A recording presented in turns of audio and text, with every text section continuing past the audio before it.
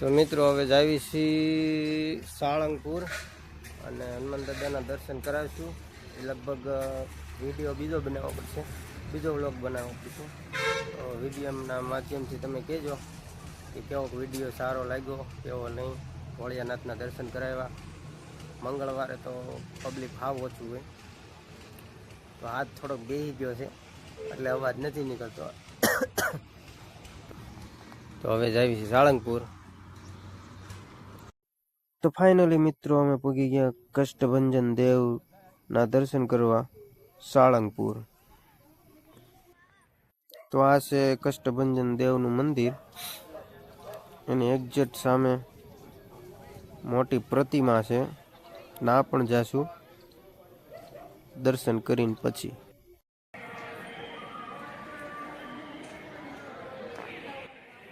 તો આ છે એનું મંદિર. તો બહારથી કંઈક આવું દેખાય છે.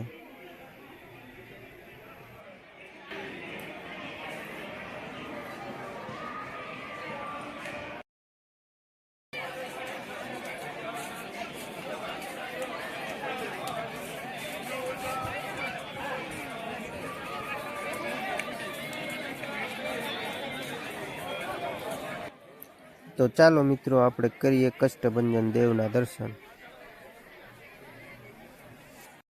તો મિત્રો પબ્લિક જાજુ હોવાના કારણે થોડીક વાર લાગી દર્શન કરવામાં, પણ ભાઈ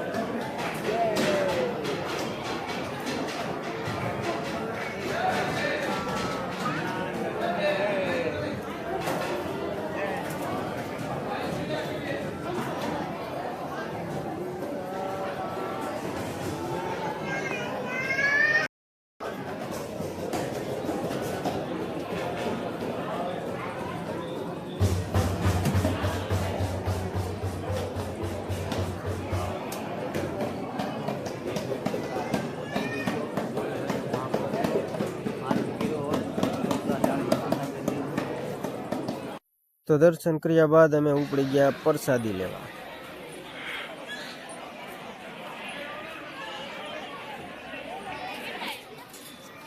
તો પ્રસાદી લઈને અમે તો ઉપડ્યા મોટી પ્રતિમા, એમ કે હનુમાન દાદાની છે. તો મોટી પ્રતિમા એ ફોટો નાનો થોડોક વિડીયો તમને બતાવશું.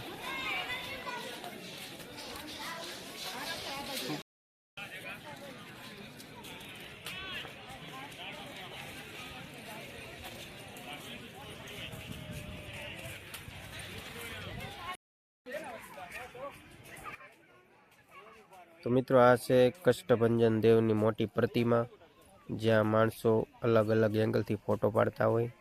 તો તમે પણ આવો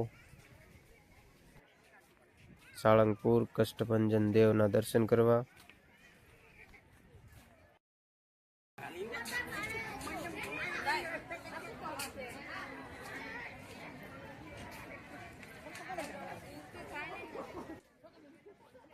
તો કેજો મિત્રો આ મારો નવો વ્લોગ સાળંગપુરનો કેવોક લાગ્યો. લાઈક, શેર અને સબસ્ક્રાઈબ કરતા રહેજો, કારણ કે હું આવા નવા વ્લોગ તમારા માટે લાવતો રહીશ.